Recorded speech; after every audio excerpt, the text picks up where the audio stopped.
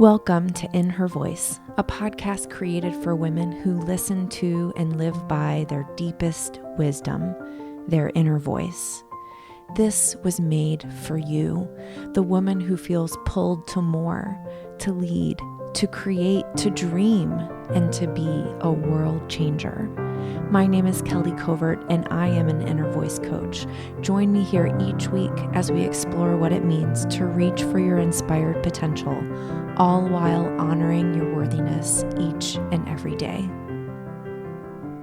Hello. This is Kelly, and you are listening to In Her Voice. Thank you for being here today. Thank you for taking care of yourself in this way. I have a special treat for you.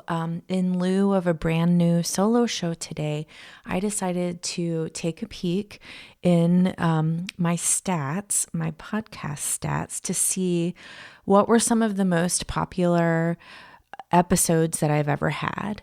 And I chose one of my solo shows to repost today. And so I'm sharing with you again the podcast episode on kinder habits. And I think it's so fascinating. By the way, this is the second most downloaded episode ever of In Her Voice. And I think it's so interesting to see what people come back to again and again. And I think we're in December, and you might be thinking about the new year. You might be thinking about setting some goals or making some resolutions or setting some intentions, however you approach that new year feeling. And I think to start that from this place of understanding what kinder habits are is really valuable. So just so you know, there is some dated information at the end of the episode. You can still go to all those links that I share. As you know, the Enoughness Planner is now available for purchase. So I would love for you to check that out. And I have another little pocket journal for you that you can also purchase. That is Give Yourself Permission, pocket permission slips for self-care and compassion. And that is also available at kellycovert.com/books, where you can find all of my books that you can buy over on Amazon. And I also mentioned in this episode the Enoughness Workshop. I haven't had an Enoughness Workshop in quite some time, and I was considering holding one in January if there's enough interest. So if that is something that you would be interested in, head on over to kellycovert.com, find the tab for the Enoughness Workshop under Work With Me, and just put yourself on the wait list. And if I see that there are enough people that are interested in that, I will find a date and we will get rolling on a workshop in January. I want you to know that I am so grateful that you're here. I hope you enjoy this episode on kinder habits. This is Kelly. Thank you so much for joining me today for this episode of In Her Voice. I am thrilled to be talking to you today about kinder habits. As you know, if you've been listening over the past few weeks, in my solo episodes, I've been talking a lot about enoughness, about what enoughness is and why it's important. And this week, I'm going to share with you one of the keys to your enoughness. This is a key to help you cultivate your own enoughness, and that is kinder habits. So the other day I was sharing this with someone and she said, what exactly is a kinder habit? And I love that question because it really allowed me to have a deeper understanding of all different kinds of habits. So a kinder habit is a habit, like I said, that helps you cultivate enoughness. It is a kinder way of showing up for yourself over and over again than maybe you are used to. A lot of us, particularly if you are a chronic overachiever or a recovering perfectionist, you might be used to creating habits that are punishing or having what I call should habits. And so I want to talk about the different kind of habits before we get into breaking down how to create your own kinder habits. I love habits anyway, but when I started writing this down and really coming to this understanding of like, oh, I really get it. I really understand it. It was like a light bulb went off in my head. So the first kind of habits that I want to talk about are the punishing habits. And like I said, if you are a recovering perfectionist or a current perfectionist, or if you are a chronic overachiever, a type A kind of person, these might feel familiar to you. A punishing habit is something that stems from internal pressure. So an example of a punishing habit is negative self-talk. We can get into a habit of negative self-talk that is so punishing and so damaging to ourselves, and it will never help us feel enough. In fact, it does the opposite of that. It reminds us constantly of how we are not enough, that we never measure up, that things aren't good enough. And this is just, it's detrimental to our spirit. So if you practice negative self-talk, if negative self-talk is a habit for you, and it was for me for a really long time, so trust me, I get it, then that is a punishing habit. It stems from the internal pressure to do something different or to be different than you are right now. Another example of a punishing habit is perfectionism, the habit of perfectionism, the habit of requiring yourself to do everything without making mistakes and perfectly with all of the, I's dotted and all of the T's crossed all of the time. That is a punishing habit because you can't be perfect. You're not perfect. And so if that's the requirement, if that's what you're expecting of yourself all the time, then naturally you're going to be disappointed. Naturally, you're not going to live up to that. And you can see how a pattern of perfectionism is going to keep you from feeling good enough. It's going to keep you from cultivating your enoughness. It actually kills your enoughness. Another example of a punishing habit is when you say, well, I'm eating pizza tonight, so I'm going to work out extra double hard today to make up for the fact that I'm eating pizza. Or I had chocolate cake last night, so I need to run for an extra half hour to burn off the calories. So that is like actual punishment, I think. And I know a lot of people get into this mindset of, well, if I do X, then to make up for it, I have to do Y. And so that is a kind of punishing habit. And you can see that a punishing habit isn't necessarily what we would call a bad habit, right? I mean, we can all think of bad habits. Bad habits are habits that you just don't want at all. Bad habits like scrolling on social media, eating mindlessly, hitting the snooze button, not flossing. I'm guilty of that bad habit. Judging others, drinking too much, staying up late. These are all habits that I feel like are objectively bad. But when you look at punishing habits, a lot of times they can seem like good habits. And there's nothing wrong with working out. There's nothing wrong with wanting to be excellent, right? There's nothing wrong with trying to, quote unquote, encourage yourself. But you have to really be mindful of the way that you're doing that, because it can slip into what I call that punishing habit, a habit that stems from our own internal pressure to be different than who we are being in that moment. And that is really tough. And, one of the ways to know if something is a punishing habit is if it feels mean. If the voice in your head that's telling you to do something feels harsh or mean or unloving, chances are that that is a punishing habit. And that is not something that is going to cultivate your enoughness. So another kind of habit that does not help to cultivate enoughness is what I call the should habits. These are habits that stem from external pressure. So maybe you think according to they, right? The great they, but that there is something that you should be doing. This may be a family expectation. It may be something that you see, healthy people doing. So you think that you need to do it like that in order to be healthy. So some examples of that are, the way you eat. I should eat low carb or vegan or plant-based or, whatever, paleo, you name the kind of eating. There's all different styles of diets.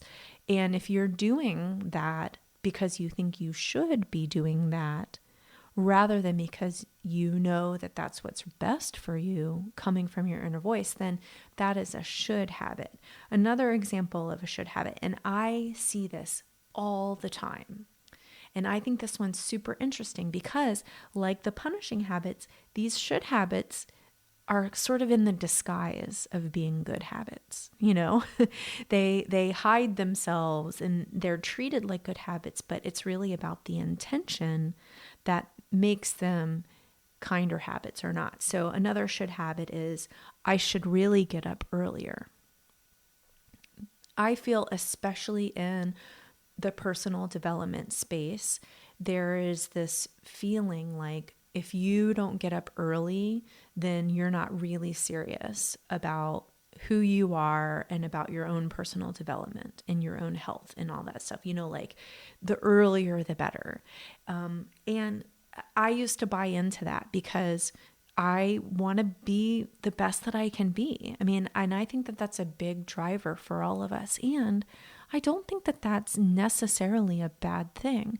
But when that driver, that ambition causes us to think we have to do certain things in order to be perceived a certain way, then that is not going to help us feel our own enoughness. Maybe we'll get some external praise for those habits, but unless they're really coming from our inner voice, then they're not going to cultivate our enoughness. So, you can get up as early as you want, but if you hate it and it puts you in a bad mood every day and it's fooling around with your natural rhythms of sleep, then that's probably not the best thing for you. And that's okay. Everybody has a different rhythm, so I like to get up between 6 and 6:30. That's a great time for me. And that's not because I think I should get up at that time. It's just because that's the time that I naturally wake up. And that actually works out really great in my schedule. And I could try to get up earlier than that to prove a point to myself or to others that I am good enough or that I am really serious about meditating or doing yoga or working out at that time. But if it's not what I really need, if it's not what my body really needs, then it's not serving a good purpose. I hope that this makes sense. Another one that I see happening a lot, another should habit is, I should work out every day no matter what. Get your 30 minutes in every single day no matter what. There's a certain personality, shall we say, on Instagram that, no matter what, she gets her workout in, that's hard to say, every single day no matter what, even if she's exhausted. Well, I don't buy that. I don't believe in that should. I feel that we need to be connected with our inner voice and we need to listen to our body. And yeah, movement can be a kinder habit. It can be something really productive, but only if the intention is behind it. I hope that makes sense. So the should habits stem from an external pressure to look a certain way or to be a certain way or to do a certain thing because that seems like what you should be doing, but maybe not actually what you want or desire. So that brings us to kinder habits. These are my favorite kind of habits. These are the kind of habits that I want to cultivate because I know these are the habits that help me feel good enough day after day after day. And the key to understanding what your kinder habits need to be, because they're different for every single person, is understanding what you want and how you want to feel. So in my enoughness workshop, we go over this. We talk about, we dig in and we do some journaling, we do some meditating on, what are my desires and how do I want to feel? And so when you start to get a clearer picture of your desires and your desired feelings, then you create your kinder habits out of those. And that's all in connection with your inner voice. So kinder habits feel really good. They're not necessarily easy and they're not necessarily fun. That's not what I mean by the fact that they're kinder. But when you do them over and over and over again, it reaffirms to you that you are enough. And it helps you feel the way you want to feel and helps you get closer to the things that you most desire. So I want to go over sort of like some examples of ways that we want to feel, and then the habits that you can create out of those. And this is always, always, always done in connection with your inner voice, asking your inner voice, what habit do I need? Not listening to Kelly and doing the habit that she has, although some of them might overlap and you might get ideas for these habits, but that is 100% personal. So really, this is about being in connection with your inner voice in order to cultivate these habits that bring you your feeling of being good enough every day. So here's an example of a desired feeling. I want to feel healthy. I think that seems to me pretty universal. So I thought that was a good one to choose.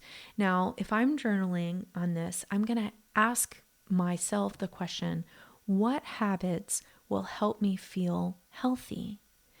And I do this when I'm in a place of stillness, when I'm in a place of quiet, that I can listen to my inner voice. And you just simply write down everything that comes up. Eating veggies, drinking 100 ounces of water a day or whatever the amount is. Remember, we're not getting into the shoulds. This is all about you.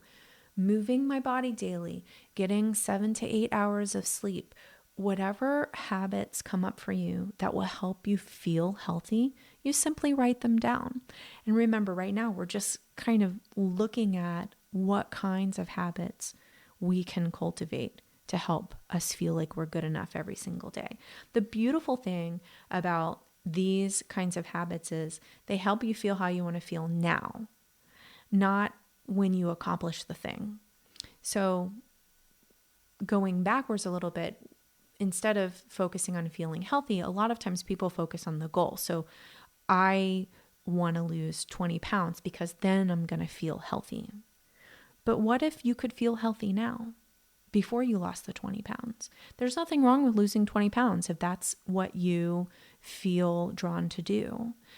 But if you're waiting to feel healthy until you lose that weight, I think that there's a better way. There's a way where we can feel healthy now.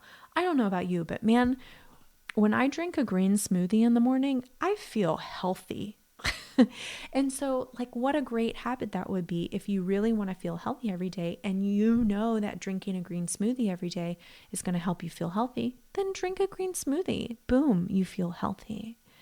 So that is a kinder habit. And the beautiful thing about it is when you do that habit over and over and over again, you see the accruing results of that and you feel the accruing results of that. I feel like there's a word for that has to do with savings, but I can't think of it right now. And I know that someone will think of it and you can let me know what I mean by accruing, like exponential, right? So let's do another one. What another desired feeling that I have is I want to feel grounded, or another word that you could use is centered. I just want to feel like steady in my body, in my soul, in my mind. So when I ask my inner voice, what are the habits that help me feel grounded?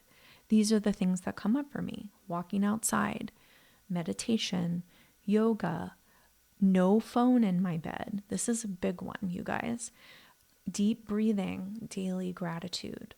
Those are all things that help me feel grounded.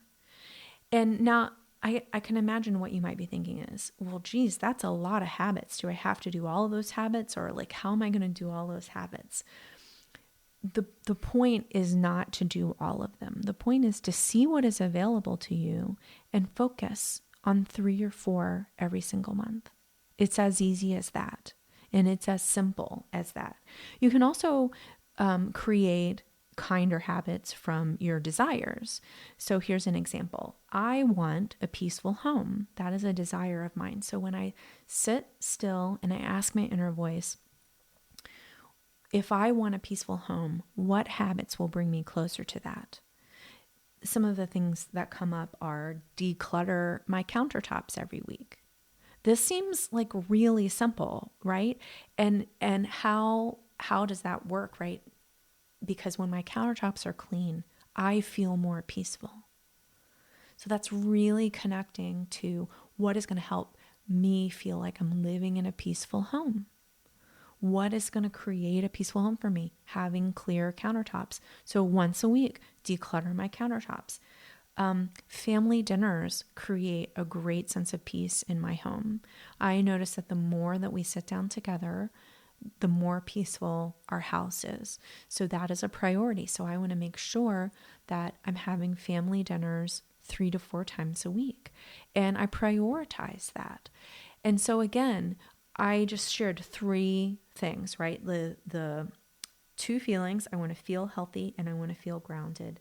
And then a desire, I want a peaceful home. So what I might do for the upcoming month is choose 1 habit from each of those and put that in my habit tracker.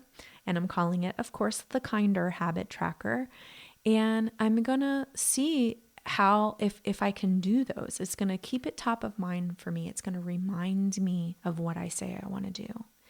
So I really encourage you to sit down and think about what you want and think about how you want to feel and see if you can come up with some kinder habits of your own. And if this feels like a lot, I would love for you to join me in the Enoughness Workshop, my Habits Workshop. I'm having one actually this Thursday, October 29th at 7 p.m. Eastern. These are all online, so you can join from anywhere. And if you want to learn more about that, you can go to kellycovert.com/habits.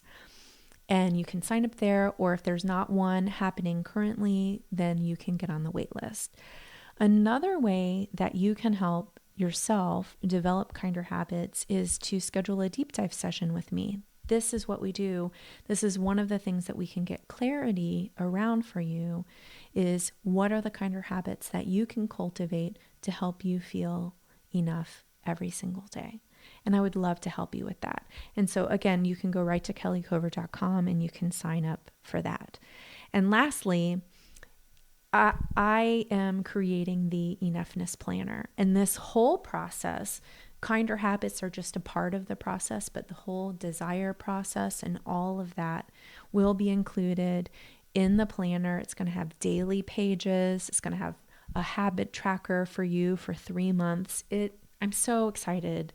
I'm so excited about this, y'all. I just really can't wait to roll this out. And it is going to be coming hopefully before the end of the year.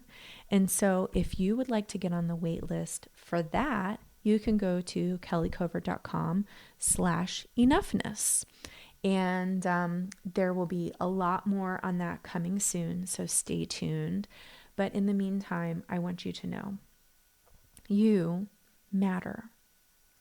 And you are enough. You are enough every single day. Whether you feel it or not, you are enough. And there are things you can do to help cultivate your own feeling of enoughness. You deserve to feel good enough. You are worthy.